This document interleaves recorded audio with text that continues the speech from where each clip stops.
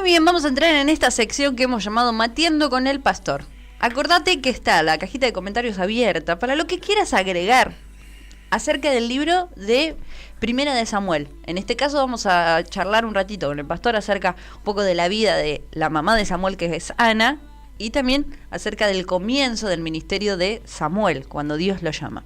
Así que si querés contarnos alguna anécdota que hayas tenido con esta historia, si querés contarnos algo que te acuerdes de la predicación, algún personaje que te haya gustado, alguno que hayas visto y dijiste, este no me cae muy bien. O este se parece mucho a mí. Bueno, también. Pero todos hablaron en la semana sobre Penina, pastor. Era brava, ¿no? Así que bueno, contanos, ¿leíste el libro de Samuel? Primer libro de Samuel, contanos, ¿qué sabés sobre ese libro? ¿Qué puntos importantes te quedaron sobre la predicación del domingo? ¿Qué aprendiste acerca de los bloqueos? Así que bueno, vamos a estar charlando con el pastor. Pastor. Sí, diga usted. Usted nos dijo... ¿Qué dije? Que todavía estábamos en el periodo de los jueces. Sí. Y vos decís, pero la Biblia, ya Primera de Samuel, pertenece a históricos. Claro. ¿Qué pasa acá? Claro, estamos en la transición de la anarquía a la monarquía. ¿Qué le pasó? ¿Le hizo mal el mate? ¿Qué? ¿Le hizo mal el mate que tiene esa cara? Hasta un tereré está más caliente que eso, pastor. Horrible, ¿no? Bueno, mateando con el pastor, ya no. No. Se me acabó el agua. Disculpe que pasé el termo por delante de la cámara. Estamos hablando de los dos últimos jueces, en el caso de Elí y en el caso de Samuel. Entonces por eso pertenece al periodo de los jueces, igual como habíamos mencionado el libro de Ruth, ¿se acuerda? Sí. Que también pertenece al periodo de los jueces. Sucede que acá es donde es muy importante lo que repetimos, que a veces hay hermanos que no lo entienden, me gustaría explicarlo, que siempre tenemos que estudiar el contexto de todo lo que leemos. Se aplica a todo, pero sobre todo lo que a nosotros nos interesa mucho, que son las escrituras. Tenemos que leer los contextos para enriquecernos, para no torcer la doctrina, para interpretar correctamente los textos, para poder aprender mucho más todavía. Entonces, por eso decíamos que Primera de Samuel, los primeros capítulos, nos hablan del fin de la anarquía y del periodo de los jueces, donde cada uno hacía lo que bien le parecía. ¿Entendió? Sí, pastor. Bueno. Porque esto es una pregunta personal mía. Capaz que no haya una respuesta muy concreta. Seguro que no. ¿Por qué Primera de Samuel, si bien la historia se trata al principio, los primeros capítulos sobre la vida de Samuel, hace tanto hincapié, el primer capítulo junto con el segundo, en hablar sobre la historia de Ana? Porque después Ana no aparece en todo el libro, y de Elí, el sumo sacerdote. Bueno, con respecto a Ana, lo que tenemos que prestar atención, además del milagro que Dios hizo, como siempre en casi todo el linaje del Mesías hubo milagros de mujeres estériles que pudieron tener sus hijos gracias a la intervención de Dios, que Ana hace un cántico profético. El cántico profético de Ana es introductorio a todo lo que viene después. Por eso hay que prestarle mucha atención al cántico de Ana, de agradecimiento a Dios. Profetizó, declarando, ¿no?, cómo Dios se acuerda de los que son débiles y ridiculiza a los orgullosos. Y profetiza acerca del Mesías. Por eso es importante la conexión del milagro de Ana, de la intervención de Ana y de la consagración de Samuel, por el estado espiritual en que se encontraba el ministerio de Elí, el sacerdote que terminó criando a Samuel. Tenemos que hacer mención de los hijos de Elí, de la condición espiritual de Israel, sobre todo, que lo habíamos mencionado en todo el libro de Jueces, la condición espiritual del liderazgo de Israel levítico, que ahí es lo importante de la mención de Elí y de Samuel, porque Samuel terminó siendo juez, profeta y sacerdote. Con respecto a Elí, habías dicho de que su ministerio se basaba sin conocer al Señor. Al igual que cuando empezaste a hablar sobre... De los hijos. De los hijos, perdón. De los hijos de Eli. Y hablabas de que muchas veces se puede ministrar o servir dentro de la iglesia, o servir a otros inclusive sin conocer al Señor. Lo mismo le pasó a Samuel, que la Biblia se encarga de aclararlo hasta que Dios lo llamó. Claro, él no conocía la voz de Dios. Con respecto a que no conocían al Señor, se hace referencia a los hijos de Eli, que la descripción de no conocer a Dios es que no respetaban a Dios y no estaban en sujeción a Dios, porque sus actos dentro del tabernáculo eran detestables. Las advertencias de parte de Dios vinieron una y otra vez hacia Elí, sobre todo, que era el padre, para que corrigiese la conducta de sus hijos, que dicho sea de paso eran sacerdotes. Y no fue así. Elí no se mantuvo firme ni lo sacó del sacerdocio. Y bueno, sabemos que las consecuencias fueron la muerte tanto de los hijos de Elí como de Elí. En eso no conocían a Dios. Y en el caso de Samuel ministraba desde muy chico, sirviéndolo a Elí en todo lo que Elí le mandaba para hacer en el tabernáculo, y no discernía todavía la voz de Dios hasta que Elí le aconsejó que dijera: tu siervo oye, ¿no? Frente al llamado de Dios.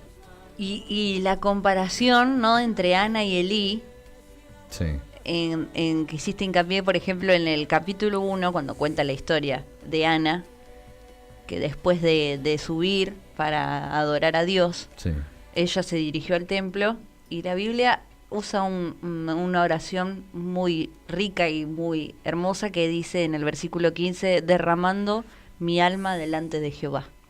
Y en el versículo 18 de ese mismo capítulo dice: y no estuvo más triste. Una vez que pudo derramar su corazón delante del Señor, pidiéndole que el Señor hiciera el milagro de darle un hijo para que ella lo consagrara a Dios, esa oración fue la resolución de fe. Porque inclusive ella, el versículo es inmediato, ¿no?, del 15 al 18, y no estuvo más triste. Ella no sabía todavía que estaba embarazada, ni sabía si lo iba a estar. Claro. Pero ya no estuvo más triste. Había volcado su corazón delante de Jehová, sus tristezas, sus bloqueos, que ahora vamos a hablar. Delante del Señor. Delante del Señor, y se levantó como una persona completamente diferente. En eso actúa la fe. En eso vemos que seguramente los que nos escuchan lo habrán vivido en más de una ocasión, ¿no? Cuando vamos al Señor y resolvemos con el Señor nuestras angustias, nuestras situaciones, en un acto de fe nos levantamos de la oración sabiendo que ya está todo dicho, que el Señor nos escuchó y que ahora está en sus manos, ¿no? Y nosotros nos disponemos a creer y a esperar. En eso actúa la fe. Ahí donde hablabas de ese bloqueo de la amargura, ¿no? Claro. Que muchas veces, nos impide tener fe en lo que el Señor nos propone.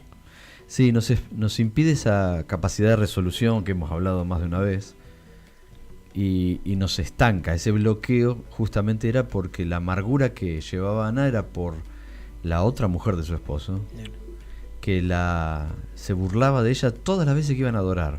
Todos los años que subían al templo a adorar al Señor, se jactaba de que es el caso de Penina, que tenía hijos y Ana no. Entonces eso la llenaba de amargura. Cuando nos llenamos de amargura somos cautivos de eso.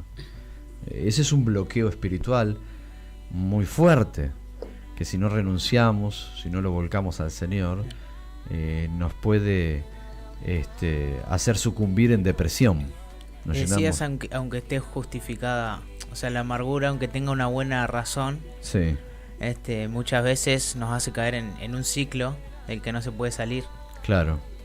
Sí, en este caso Ana era víctima, pero de igual manera la amargura la estaba esclavizando a una situación espiritual de no poder resolver. Entonces ir a adorar a Dios significaba amargura para ella, hasta que resolvió, hasta que tomó una decisión de fe, volcar todo lo que le pasaba, orar largamente delante del Señor, y bueno, después sabemos el resultado, ¿no? Cabe destacar que además de que Ana entregó su hijo al Señor, el Señor después le dio muchos más hijos.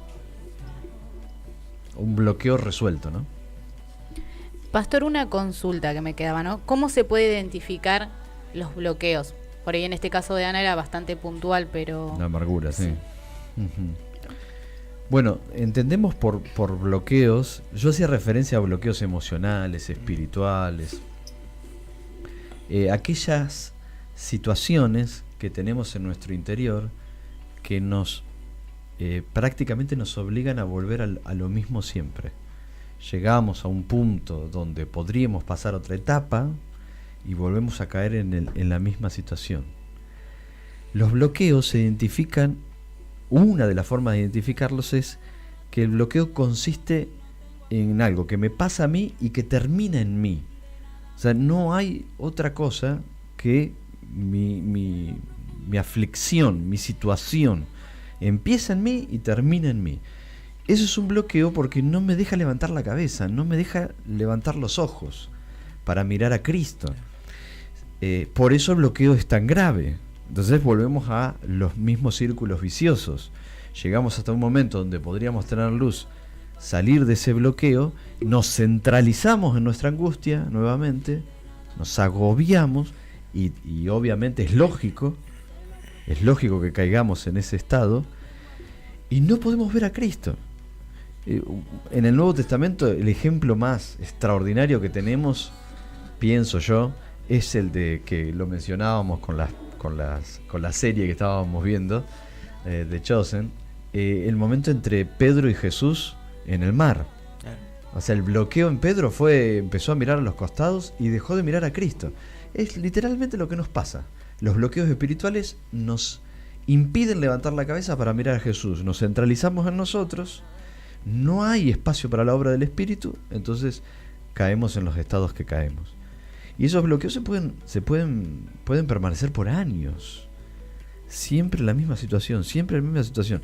Puede ser un bloqueo por el pecado, puede ser un bloqueo por la angustia, puede ser un bloqueo por la incredulidad, puede ser un bloqueo por la acumulación de fracasos. Entonces, como siempre empiezan y terminan en mí, no me llevan al Señor. Y siempre se trata del Señor, siempre se trata del Señor. Cuando el Señor ocupa el lugar que tiene que ocupar, le cedemos nuestros bloqueos y Dios se agiganta en nuestras situaciones. ¿Qué es la resolución que tuvo Ana? Ana no sabía, como vos bien lo decías, que iba a recibir contestación en lo inmediato de que iba a tener un hijo, pero se levantó de la oración y estaba alegre y gozosa, ¿no? La respuesta del Señor fue a través de la fe y de un corazón y un alma entregado. Sí. Porque muchas veces pensamos que el bloqueo puede ser lo más difícil que podamos nosotros resolver. Sí. Y la Biblia está llena de ejemplos donde no hay que hacer absolutamente nada, solamente entregarlo. Claro. Porque ahí creo que también tiene que ver con los bloqueos cuando decidimos intervenir por nosotros mismos. Es que siempre decidimos hacer algo.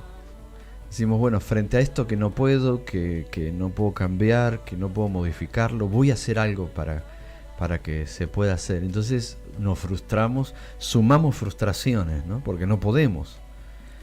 Y ahí está nos ha pasado de nuestra conversión a Jesús, no fue porque algo que hayamos hecho, ni siquiera lo buscamos nosotros al Señor. El Señor nos buscó a nosotros primero y nos rendimos ante su extraordinaria gracia.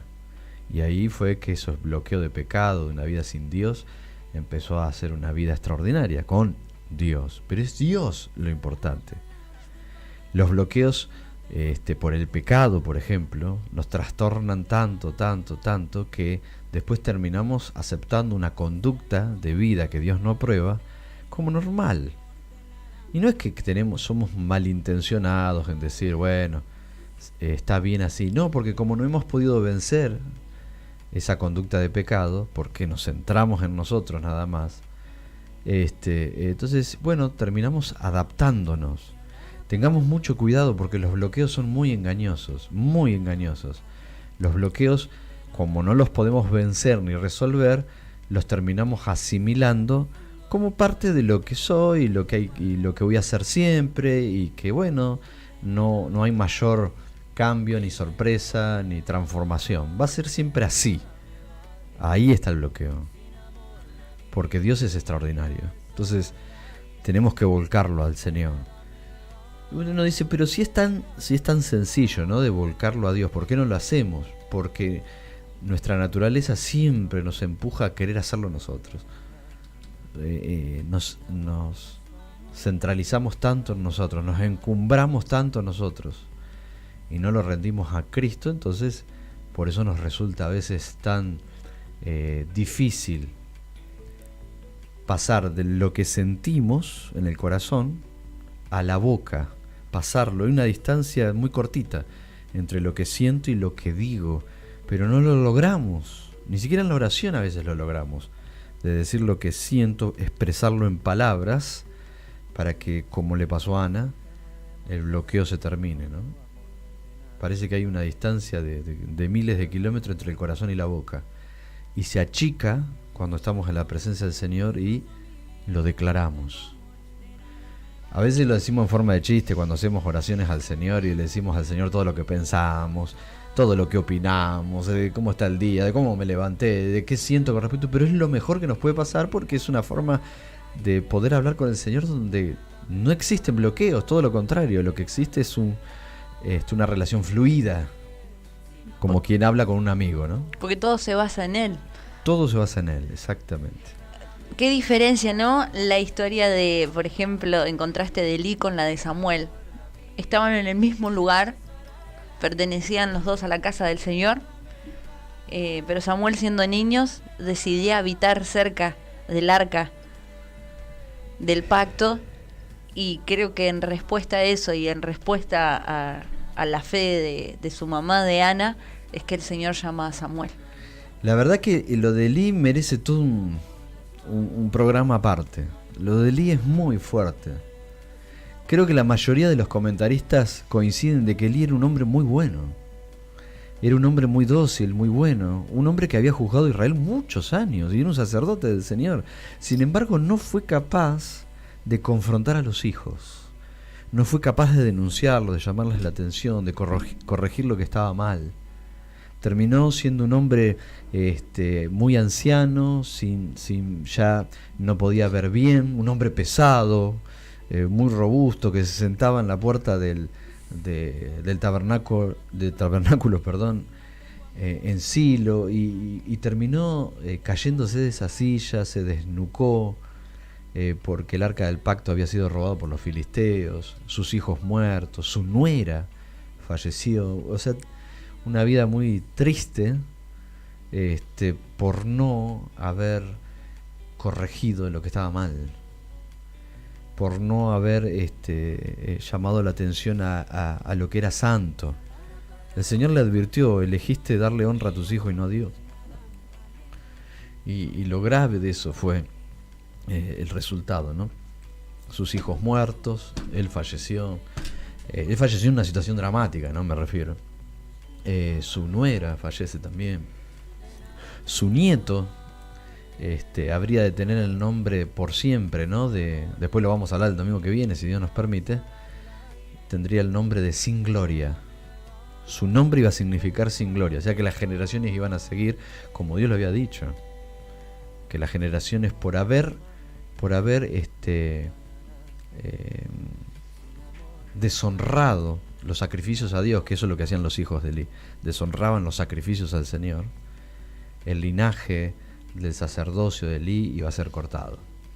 Una vida muy triste de un hombre, de un siervo de Dios, que supo enseñarle a Samuel bien, supo decirle a Samuel cómo escuchar la voz de Dios, supo enseñarle cómo ministrar inclusive, pero su resultado final, tantos años de ministerio, y terminó en una situación lamentable, ¿no? Lo de Elí es un tema aparte. Lo que hablamos siempre. Otro bloqueo. Es lo que hablamos siempre. Si las relaciones no las elevamos a Cristo, por medio de Cristo, lamentablemente van a fracasar. No importa cuánto podamos hablar, cuánto podamos invertir en las relaciones entre nosotros, si Cristo no está en el medio, van a fracasar. Sí, sí. nunca hubo otro caso que no sea el fracaso si Cristo no está en el medio. Lo mismo pasó con los hijos de David. Incluidos los de Samuel. O incluidos los de Samuel. Incluidos los de Samuel. Pasada de generación en generación. De ahí que la elección de seguir al Señor y de la fe no se hereda. Es una decisión propia. Es una relación propia. No estoy diciendo que no tenemos que enseñar, todo lo contrario.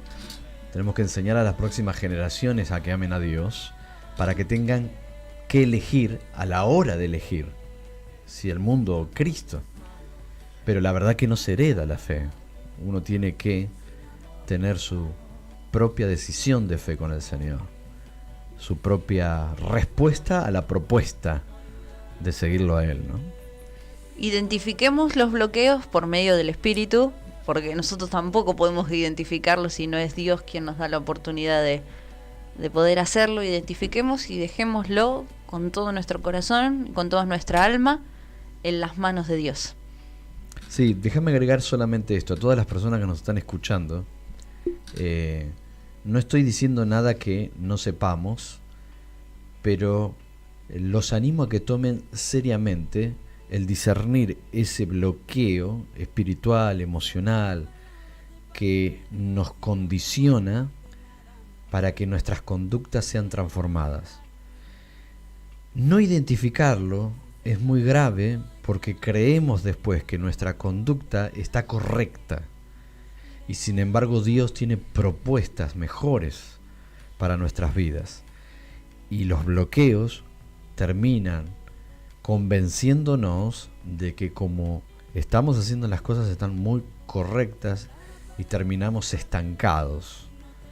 Siempre tiene que haber expectativa de transformación, de cambio, de santificación para que el Señor siga obrando en cada uno de nosotros. Así que los animamos a identificar los bloqueos, a orar seriamente para que el Espíritu Santo nos muestre si nuestra conducta no es resultado de un bloqueo, si nuestra conducta no es resultado de un bloqueo espiritual.